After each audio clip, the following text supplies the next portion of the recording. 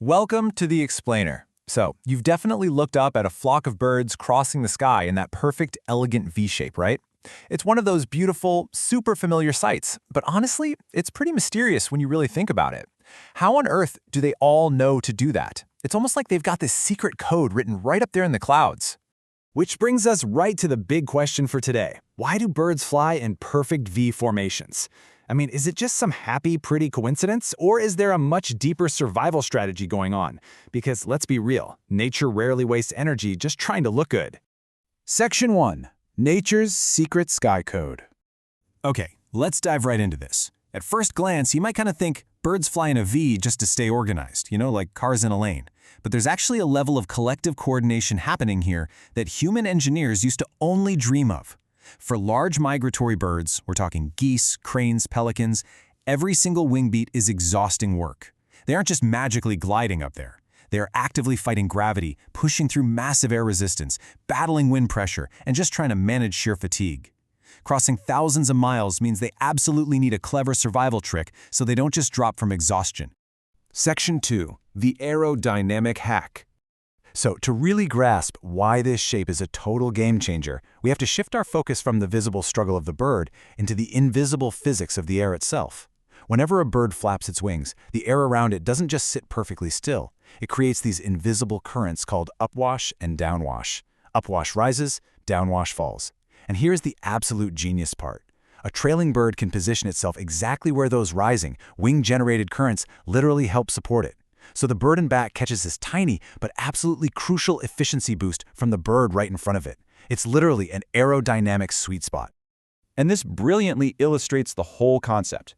Just imagine trying to run through waist-deep water. The person at the very front is doing all the heavy lifting, pushing through that crazy resistance. But they leave behind a path with slightly less drag for anyone right behind them. Birds are doing the exact same thing, just up in the air.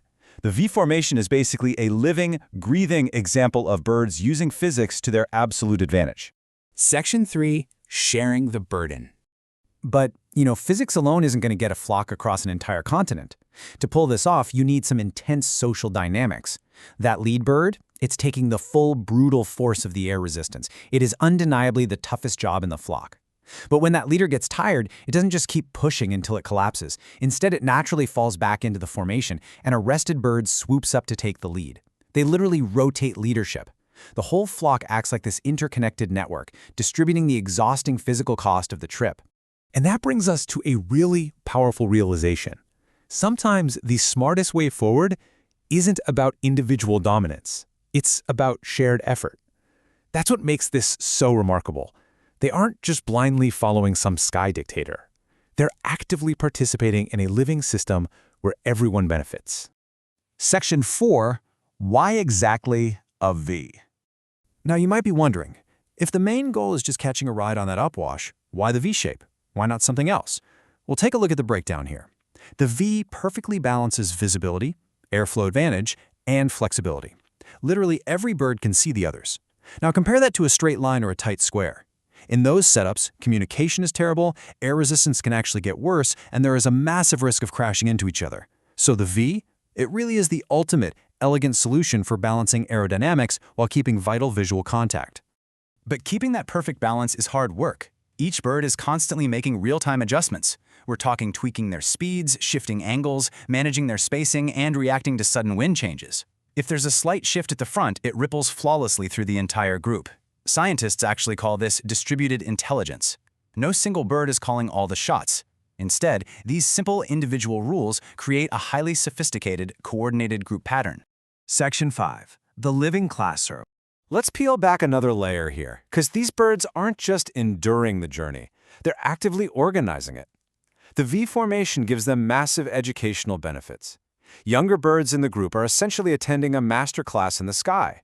By flying strictly together, they're learning the exact migration routes, they're figuring out the crucial timing of the seasons, and they're mastering the grueling rhythms of travel just by watching the older, wiser birds. Now, it's important to remember that birds aren't up there doing complex math or reading aerodynamics textbooks. Evolution rewarded this pattern simply because it worked. Over millions of years of natural selection, the birds that conserved energy and cooperated were the ones that survived to reproduce. So this incredible shape is the breathtaking result of biological trial and error, rewarding ultimate efficiency. Section 6. A masterclass in cooperation. As we start to wrap up this explainer, let's step back for a second and look at the broader, kind of philosophical lesson these birds are quietly teaching us. We humans often obsess over the ideal of the lone hero, the solo genius, individual dominance. We love celebrating the one person who rises above the crowd. But look at nature's reality: shared effort, collective resilience, mutual support. To survive epic migrations, success absolutely relies on the group. Out in nature, shared effort isn't a weakness. It's the very definition of resilience. So, the crucial point is this: movement isn't always about going faster. Sometimes it's about going farther. By organizing themselves into this shared supportive pattern, they gain unbelievable endurance. It's a pretty profound reminder that a lot of times structure is exactly what makes freedom and endurance possible. Which leaves us with one final thought to ponder today. What other lessons of survival and smart cooperation are hiding in plain sight, just waiting for us to look up and notice? The natural world is literally full of these brilliant mysteries. I really hope this explainer made you see that graceful sky pattern in a whole new light. Keep looking up, and I'll catch you in the next one.